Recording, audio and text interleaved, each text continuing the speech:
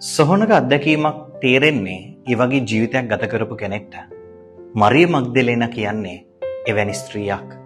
ඇයගේ ජීවිතයේ ඒ යක්කු නිසා යක්කු 7 දෙනෙක් එයාගේ ජීවිතේ පොරබදපු නිසා ඇයට ගොඩක් දේවල් අහිමි වුණා. හැබැයි ඒ සෑම දෙයකින්ම දුර වෙන්නේ ජේසුස් ක්‍රිස්තුස් වහන්සේගේ ස්පර්ශය තුල. ඒ වගේම උන්වහන්සේගේ මේ ගැලවීම මුලින්ම දැනුම් දෙන්නෙත් ඇයට. ප්‍රියතර සහෝදර සහෝදරයනි, අපේ ජීවිතේ අපි කොච්චර මෙවැනි අත්දැකීම් වල හිර වෙලා ඉන්නවද? උන්වහන්සේගේ ස්පර්ශය අපි කොච්චර හොයනවද?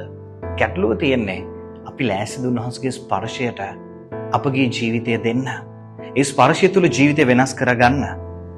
ප්‍රියතර සහෝදර සහෝදරයනි, මතක තියාගන්න. උන්වහන්සේගේ ආදරය නිරන්තරයෙන් ඔබ මා සතුව තියෙනවා.